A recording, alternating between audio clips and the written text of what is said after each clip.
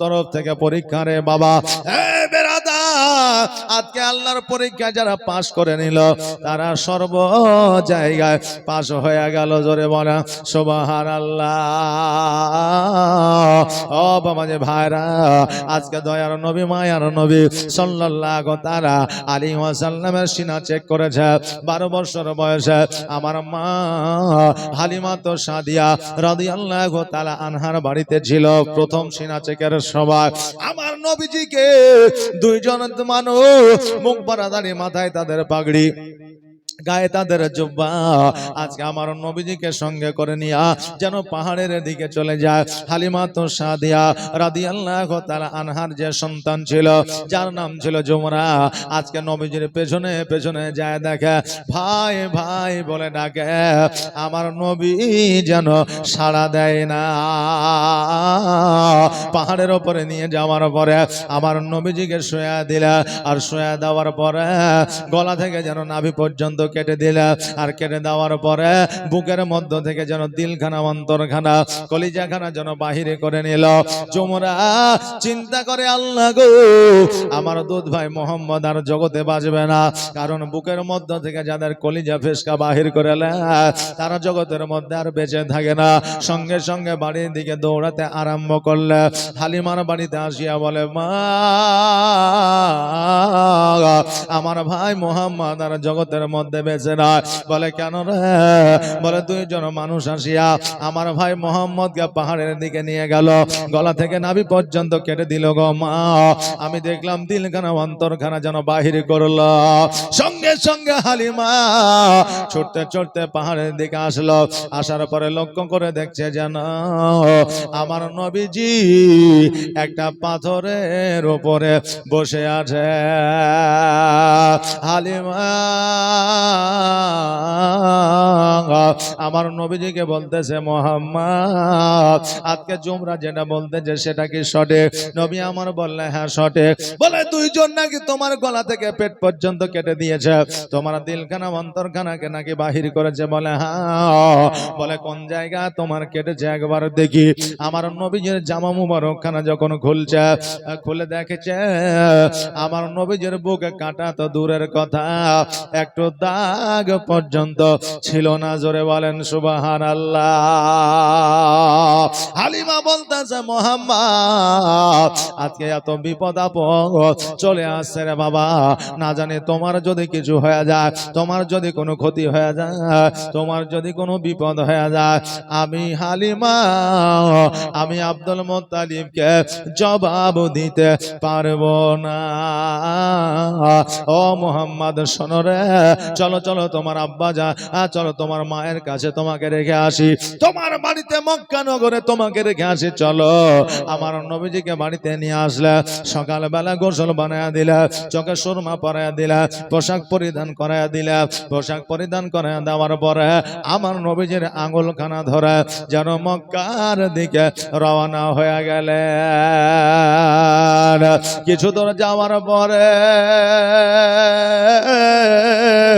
আমার হালিমা বলতেছে, মোহাম্মদ, এত দূর পথ আমরা হেঁটে এসেছি রে বাবা, চলো চলো একটু আমরা আরাম করে নি, বিশ্রাম করে নি। আমার দয়ার নবী বললে, মা গো, আরামের যদি দরকার হয়, প্রয়োজন হয়, তুমি আরাম করো গো মা, আমি তোমার পাশে বসে থাকবো। হালিমা একটা বাবলা গাছের নিচে যেন বাবা হিলান দিয়ে আরাম করতে, যে চোখটা বন্ধ করেছে, অমনি যেন বাবা ঘুম চলে এসেছে। আমার নবীজির চারিদিকে তাকিয়ে দেখে শুধুই মরুভূমি, শুধুই মরুভূমি, একখানা ঘর দেখা যায়। আমার নবীজি গুটি গুটি পায়ে ঘরের কাছে আসে, দেখা দরওয়াজাটা বন্ধ করা আছে। এবার দরওয়াজায় যেমনই হাত দিয়েছে, অমনি যেন দরওয়াজাটা খুলে গেছে। আর দরওয়াজাটা যেমনই খুলে যাওয়া, ওই ঘরের মধ্য থেকে শত শত মূর্তি আমার নবীর পায়ের তলে পড়েছে। জোরে বলেন সুবহানাল্লাহ। সঙ্গে সঙ্গে সঙ্গে পুরোহিত বাইর হয়ে এসেছে। আসার পরে আমার নবীজিকে হাত কানা ধরে বলতেছে, রে বাচ্চা, আজকে মূর্তিগুলো তুমি কেন ভেঙেছ? আমার নবী বলে, শোনো গো, আজকে আমি বাচ্চা ছেলে, আমি এত বড় বড় মূর্তিগুলো কেমন করে ভাঙতে পারি? আমার দ্বারা সম্ভব নয়। আজকে মূর্তিগুলো নিজেই নিজেই ভেঙে আমার পায়ের তলে পড়েছে। পুরোহিত বলল, না না, এটা সম্ভব নয়।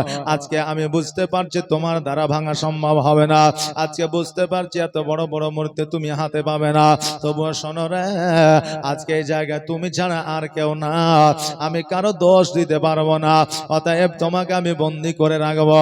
গ্রামবাসী, শহরবাসী, আজকে বাজারের মানুষেরা যখন এসে জিজ্ঞাসা করবে, আমি তোমাকে দেখাইয়া দিব।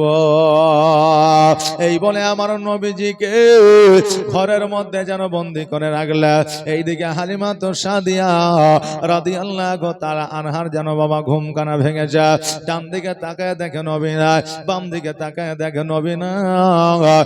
সঙ্গে সঙ্গে আমার হালিমা তো সাদিয়া রাদিয়াল্লাহু তাআলা আনহা সারা মরুভূমিতে তাকায় দেখে নবীকে দেখতে পাওয়া যায় না। হালিমা ওই ঘরের কাছে আসলে, আসার পরে পুরোহিতকে বলে, আরে পুরোহিত, একটা বাচ্চা ছেলে নুরানিময় চেহারা তুমি কি দেখেছ? বলে, একটা বাচ্চাকে আমি বন্দি করে রেখেছি, ওই বাচ্চাটিকে না একবার দেখো। ঘরের দরওয়াজাটা যেমনই খুলে দিয়েছে, আমার হালিমা লক্ষ্য করে দেখে ওই বাচ্চাটার অন্য কোনো বাচ্চা নয়, ওই বাচ্চাটা হলো মুহাম্মাদুর রাসূলুল্লাহ সাল্লাল্লাহু তাআলা আলাইহি ওয়াসাল্লাম। হালিমা সঙ্গে সঙ্গে আমার নবীজিকে বুকে জড়ায় ধরে বলে, বেটা রে, আজকে পুরোহিত বলতেছে তুমি নাকি মূর্তিগুলো ভেঙেছ। আমার নবী বললেন, না মানা, আমি মূর্তিগুলো ভাঙি না, মূর্তিগুলো অটোমেটিক ভেঙে পড়েছে। হালিমা বলতেছে, পুরোহিত শোনো রে, আজকে আমার নবী জীবনে মিথ্যা বলে না, কিয়ামত পর্যন্ত বলবে না। আজকে নবী মিথ্যা বলে নাই বলে আজকে তাইবাসীরা আজকে নবীকে আল আমিন নামে আখ্যায়িত করেছে। শোনো, নবীর দ্বারা মূর্তি ভাঙা সম্ভব নয়। আজকে এই বাচ্চাটিকে তুমি ছেড়ে দাও। পুরোহিত বলল, না না না, এই বাচ্চাটিকে যদি আমি ছেড়ে দিই, আমি মানুষকে জবাব দিতে পারবো না।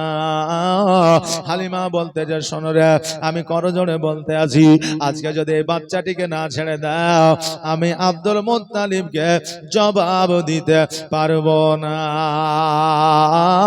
পুরোহিত বলল, কি নাম? বলে, আব্দুল মুত্তালিব। বলে, তবে বাচ্চার নাম কি? মুহাম্মদ। বলে, হ্যাঁ। বলে, এর মায়ের নাম কি? আমিনা। বলে, হ্যাঁ। বলে, এর আব্বার নাম কি? আব্দুল্লাহ। বলে, হ্যাঁ। বলে, এর দাদার নাম কি? Abdul Muttalib. বলে, হ্যাঁ। সঙ্গে সঙ্গে পুরোহিত আমার নবীজের পায়ের তলে পড়েছে, আর পড়ার পরে বলতেছে, ইয়া রাসূলুল্লাহ, ইয়া হাবিবাল্লাহ, নবী গো, আজকে আপনি দয়া করে আমাকে ক্ষমা করে দেন, কারণ আমার দ্বারা বড় অন্যায় হয়ে গেছে, বড় অপরাধ হয়ে গেছে। নবী গো, আমি তাওরাত ইনজিল জুবুরে পড়েছি, আজকে আপনি নবী হয়ে জগতের মধ্যে আসবে, ইসলামের প্রচার প্রসার করবে, ইসলামটাই হবে সততার ধর্ম, ইসলামটাই হবে সত্যের ধর্ম। ওগো নবীজি, আপনি যেই দিন ইসলামের প্রচার প্রসার করবে, সেই দিন হয়তো আমি আর বেঁচে থাকবো না। অতএব নবী গো, আমি মুমিন হয়ে মারা যেতে চাই, আমি মুসলমান হয়ে মারা যেতে চাই।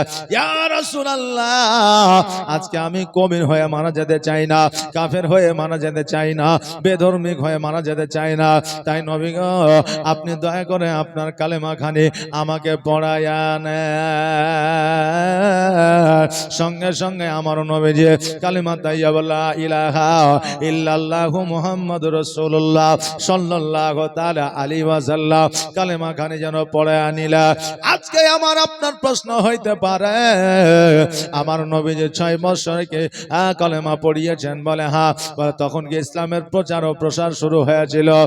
বাবাজি ভাইয়ের ইতিহাসের পাতা লক্ষ্য করে দেখবে 6 বছর বয়স তো দূরের কথা, আমার নবী যখন জগতের মধ্যে এসেছিলেন সিজদায় পড়ে গিয়ে ইয়া হাবলি উম্মতি উম্মতি বলে আমার নবী কেঁদেছিল। বেরাদা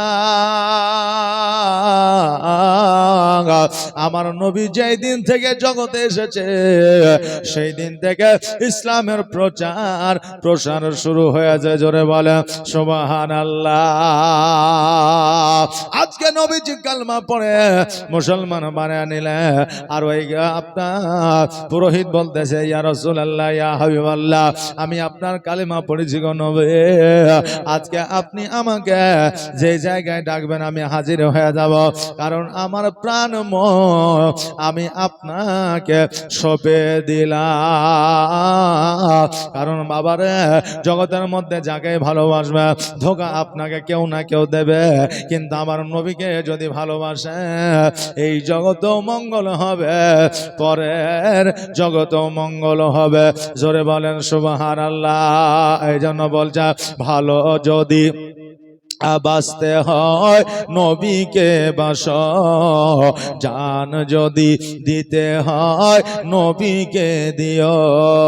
জোরে বলেন না সুবহানাল্লাহ। আর ভালো যদি বাঁচতে হয় নবীকে বাস, জান যদি দিতে হয় নবীকে দিও। নবী তরানে वाला নবী বাঁচানে वाला, নবী তরানে वाला নবী বাঁচানে वाला। আর প্রাণের চেয়ে প্রিয়তাই প্রাণের চেয়ে প্রিয়তাই নবীকে চিনুন। ভালো যদি বাঁচতে হয় আমার নবীকে বাসন, হয় ভালো যদি বাঁচতে হয় আমার নবীকে বাসন। সাকারাতের বিছানাতে কি যে যন্ত্রণা, 7 সাগরের পানি দিল তৃষ্ণা মিটে না। জোরে বলেন সুবহানাল্লাহ। সাকারাতের বিছানাতে কি যে যন্ত্রণা, 7 সাগরের পানি দিল তৃষ্ণা মিটে না। আর কাউসারের পানি দেবেন কাউসারের পানি দেবেন শাহে মদিনা। ভালো যদি বাঁচতে হয় আমার নবীকে বাসন, হয় ভালো যদি বাঁচতে হয় আমার নবীকে বাসন। আল্লাহুম্মা সাল্লি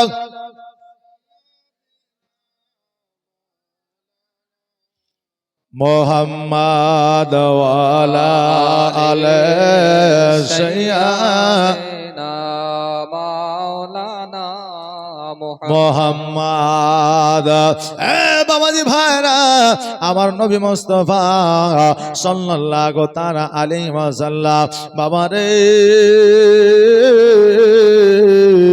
কালেমাটা পড়ায় নিয়া আমার নবীজিকে যেন সঙ্গে করে নিয়া যেন মা আমিনার বাড়িতে যেন হাজির হয়ে গেল।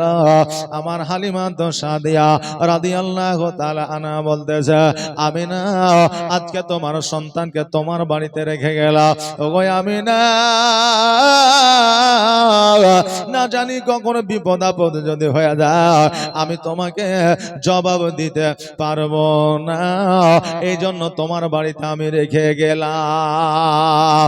আমিনা বলতেছে হালিমা আজকে তোমাকে একটা কথা বলে যাই রে আজকে তুমি আমার সন্তানকে লালন পালন করে দিয়েছ, আমার সন্তানকে তুমি লেখভাল করেছ, আজকে তুমি আমার সন্তানকে আমার বাড়িতে রেখে যাইতেছ।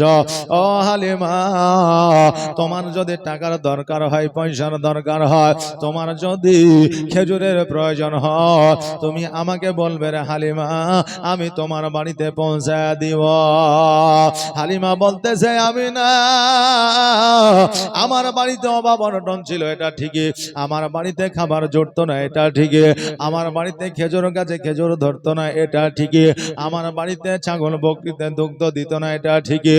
কিন্তু আমার নবীকে যেই দিন থেকে আমার বাড়িতে নিয়ে গেছি, আমার নবী যেই দিন থেকে আমার বাড়িতে পা দিয়েছে, পদার্পণ করেছে, সেই দিন থেকে আমার বাড়ির অভাব অনটন দূর হয়েছে। জোরে বলে সুবহানাল্লাহ। ওই আমিনা,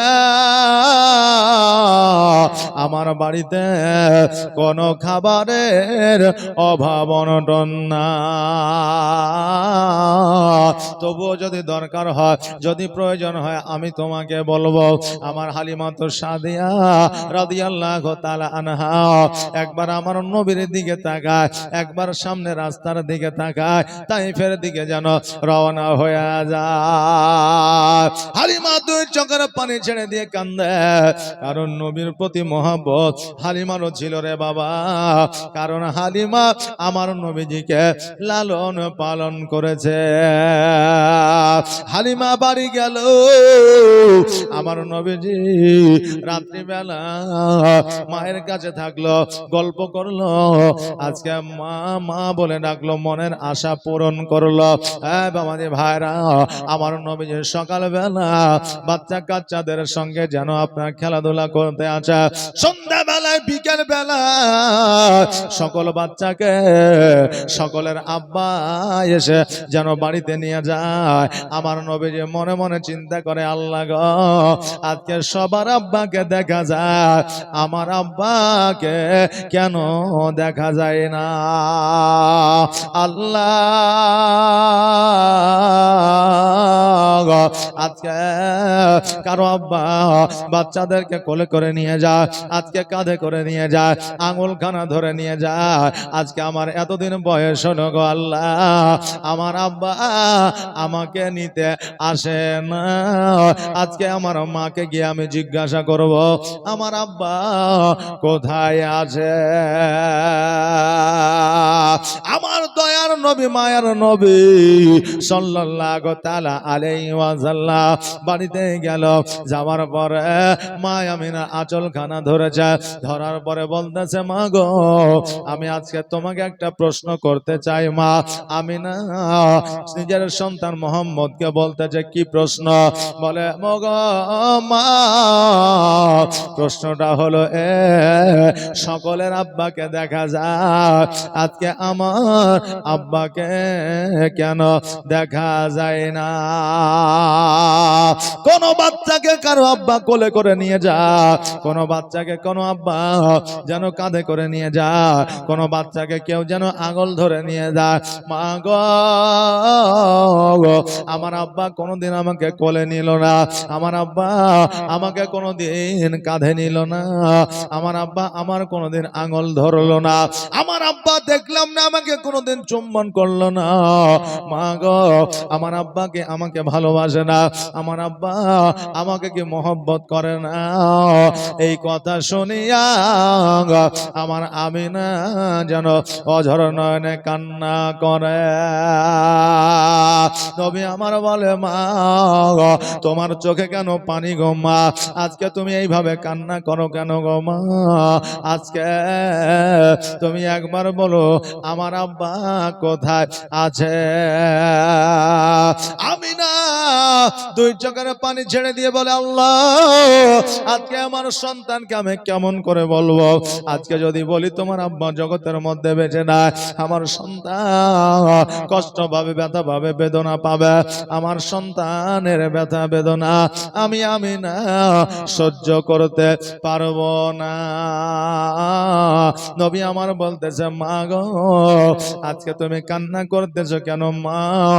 আজকে বলো বলো, আমার আব্বা কোথায় আছে? যতক্ষণ পর্যন্ত না বলবা গো মা, আমি তোমার আঁচল ছাড়ব না। আর শিশু নবী কেন্দে কেন্দে মায়ের কাছে কয়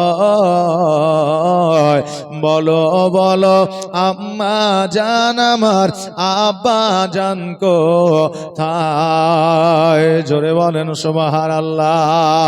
আর শিশু নবী কেন্দে কেন্দে মায়ের কাছে কয় বলো বলো আম্মা জান আমার আব্বা জান কোথায়? আর সন্ধ্যা বেলায় খেলার শেষে সব ছেলেদের পিতা এসে আর সন্ধ্যা বেলায় খেলার শেষে সব ছেলেদের পিতা এসে আমার খেলার সাথী ভাইদের সঙ্গে নিয়ে যায় বলো বলো আম্মা জান আমার আব্বা জান কোথায়? শিশু নবী কেন্দে কেন্দে মায়ের কাছে কয় বলো বলো আম্মা জান আমার আব্বা জান কোথায়? আর সন্ধ্যা বেলা খেলার শেষে সব ছেলেদের পিতা এসে আমার খেলার সাথী ভাইদের সঙ্গে নিয়ে যায় বলো বলো আম্মা জান আমার আব্বা জান কোথায়? শিশু নবী কেন্দে কেন্দে মায়ের কাছে কয় বলো বলো আম্মা জান আমার আব্বা জান কোথায়? আর ধাত্রী বাড়িতে যখন ছিলাম পিতাকে না দেখতে পেলাম আর ধাত্রী বাড়িতে যখন ছিলাম পিতাকে না দেখতে পেলাম আর বাড়িতে আসিয়া আমি দেখি না তাহার বলো বলো আম্মা জান আমার আব্বা জান কোথায়? শিশু নবী কেন্দে কেন্দে মায়ের কাছে কয় বলো বলো আম্মা জান আমার আব্বা জান কোথায়? আল্লাহুম্মা সাল্লাল্লাহু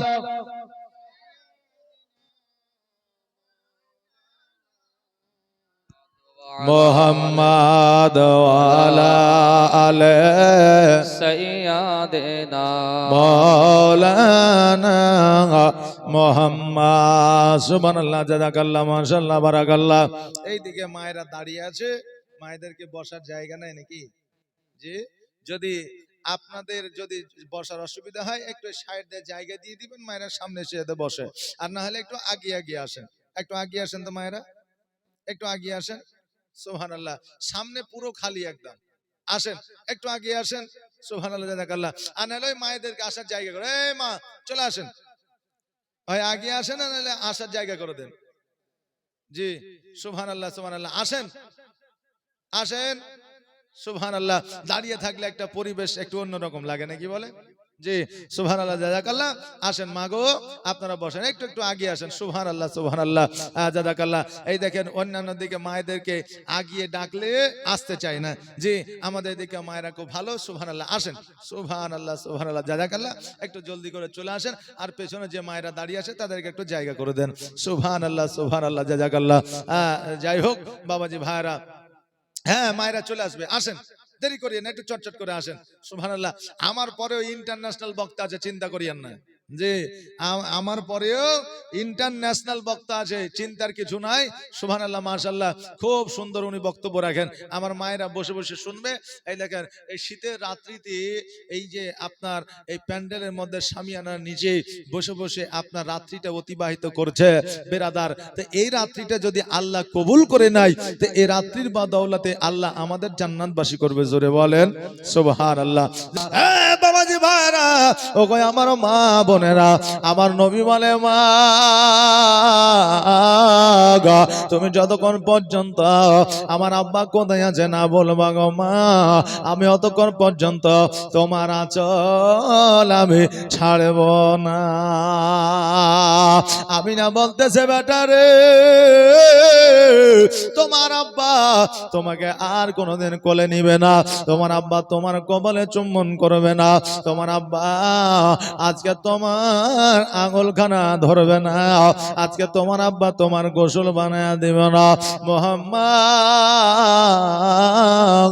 তোমার আব্বা আজকে মাকামে আব্বা আরাম করতে আছে, তোমার আব্বা ইহ জগৎ ছেড়ে পর জগৎ গমন করেছে। একবার আওয়াজ দিয়ে বলেন ইন্না লিল্লাহি ওয়া ইন্না ইলাইহি রাজিউন।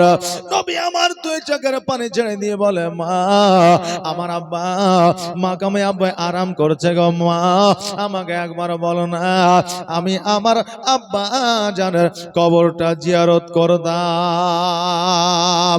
ও গো মা জননী,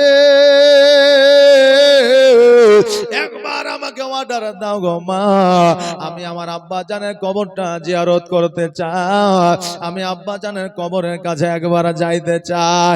আমি না বলতেছে বেটা রে, আজকে তোমার আব্বা জানের কবরের কাছে যাইতে হলে আজকে তোমার দাদা আব্দুল মুত্তালিবের কাছে অর্ডার নিতে হবে, আজকে তোমার দাদা আব্দুল মুত্তালিবের কাছে আদেশ নিতে হবে। কেন না আমি মা, আমি না, আমি জীবনে কোনোদিন তোমার দাদার অর্ডার ছাড়া বাইরে যাই না। যেই দিন থেকে তোমার আব্বা বাণিজ্যে গিয়েছে, বাণিজ্য থেকে আর বাড়ি ফিরে না, সেই দিন থেকে তোমার দাদার অর্ডার ছাড়া আমি কোনো দিনের তরে বাইরে যাই না। ও মুহাম্মদ, আজকে যদি মাকামে আব্বা তোমার আব্বার কবরের কাছে যাইতে হয়, তোমার দাদার কাছে অর্ডার নিতে হবে। নবী আমার বলে মা গো, আমি আমার দাদা আব্দুল মুত্তালিবের কাছে অর্ডার নিয়ে নিব। ও গো মা, তুমি চিন্তা করিও না, আমি আমার দাদার কাছ থেকে অর্ডার নিব, আমার দাদা আদেশ দিয়ে দিবে। আমার নবী মুস্তাফা সাল্লাল্লাহু তাআলা আলাইহি ওয়াসাল্লাম গোটে গোটে পায়ে বাবা আমার আব্দুল মুত্তালিবের কাছে গেলে দুই চোখের পানি ছেড়ে দিয়ে বলে দাদা গো,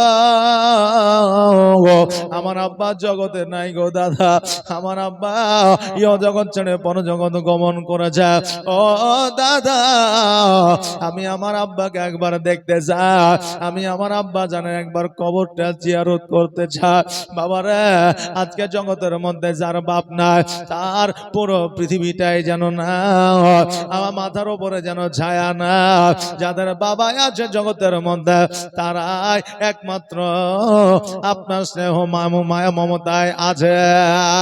যাদের বাবা জগতের মধ্যে না, তাদেরকে বাবা ইয়েতিম বলা হয়।